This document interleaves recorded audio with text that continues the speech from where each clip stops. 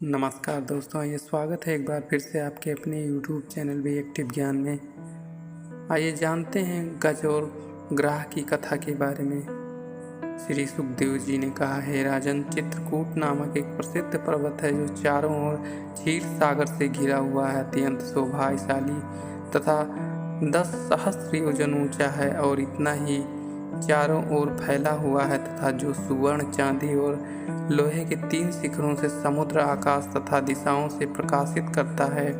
वो अनेक रत्नों और केरिक धाराओं से विचित्र नाना प्रकार के वृक्षों और लताओं से युक्त अपने अन्य शिखरों तथा जल की झरझर ध्वनि से भी संपूर्ण दिशाओं को शोभित बनाता है। उस पर्वत के चरण रूपी अधोभाग को समुद्र की लहरियां प्रक्षालित करती हैं और वह पर्वत उद्यान द्वारा रहित वर्ण वाले मकरत मणि के वन खंडों को फैलाकर पृथ्वी को श्यामल बना देता है। उस पर्वत की कंदराएं क्रीड़ा कर रहे सिद्धचारण, विद्यासागर, महानाग, किन्नर तथा अप्सराओं से सेवित है। उस पर्वत पर जब संगीत की सुंदर ध्वनि से कंदराएं प्रतिध्वनित होती हैं तब उच्च कोट के सिंह आकाश गंगा के चारों ओर गरजने लगते हैं तथा वह नाना प्रकार के वन्य पशु समूहों और द्रोणियों, पर्वत तटों से शोभित तथा विचित्र विचित्र वृक्षों से युक्त और देव उद्यानों में कलरव करने वाले पक्षियों से युक्त है। उस पर स्वच्छ जल से पूर्ण ऐसी सरिताएं और ऐसे सरोवर हैं जो मणिमय बालुका से युक्त हैं। वे देवांगनाओं के स्नान करने के कारण सुगंधित पदार्थों के योग से सुरभित जल और वायु से समन्वित हैं। उसकी द्रोणी पर महात्मा श्री वरुण देव का ऋतुयाम नामक उपवन है जो देवांगनाओं का विहार स्थल है। जो उपवन निरंतर दिव्य पुष्पों से अलंकृत है तथा मंदार, पारिजात, गुलाब और अशोक चंपा, आम्रभेर, प्रियाल, कटहल, आमला, पुंगी फल, नारिकेल, खरजूर, बीज पूरक अनार, नींबू, महुआ, साल, ताड़, तमाल, असन, अर्जुन, अरिष्ट, रीठी, गूलर, पकांग, वरपलास, चंदन, नीम, कचनार, गुगुल, देवदारू, मुनक्का, ऊख, केला, जामुन, बैर, हर्रे, आंवला, बिलोर, कफित, कागजी, नींबू, भिलावा इत्यादि अनेक जात के वृक्षों से घिरा हुआ है।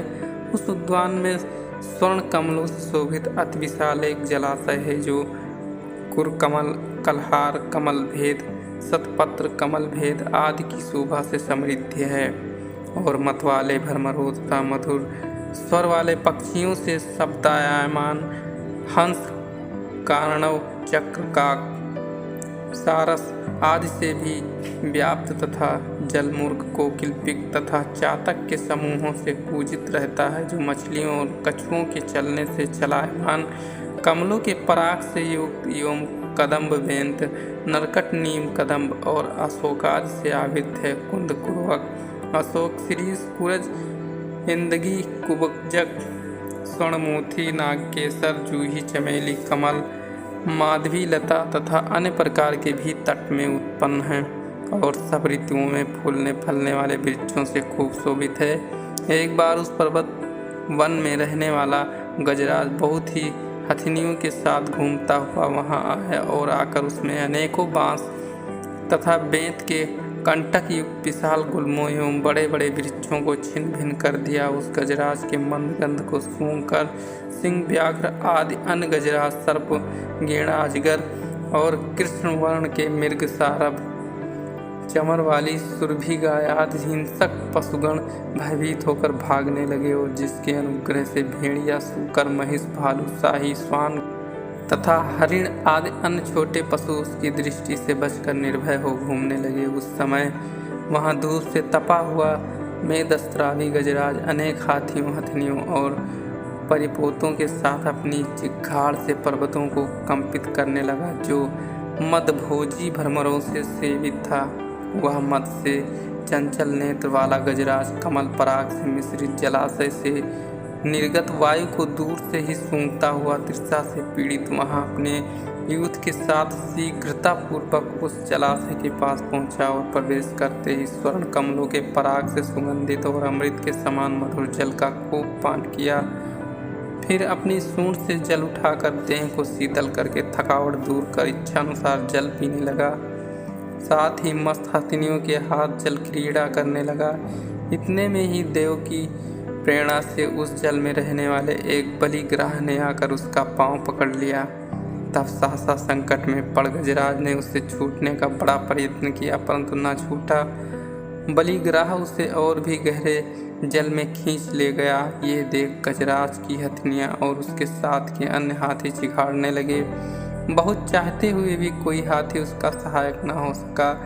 हे राजन, उस बलिग्राह और गज का परस्पर युद्ध 1000 वर्ष तक चलता रहा। कभी गज ग्राह को खींच लेता तो कभी ग्राह गज को। जय पराजय किसी की ना हो पाती थी। गज को वहाँ खाने पीने की सामग्री तो थी ही नहीं और ग्राह जल का रहने वाला था, जिससे वो बलि पड़ गया और गज निर्बल पड़ा। तब अपने को ग्राह से विजय पाने में असमर्थ देख वह जीवन से निराश हो गया। इतने में ग्राह बलि होकर गजराज को और भी गहरे जल में खींच ले गया। तब जीवन के अंत में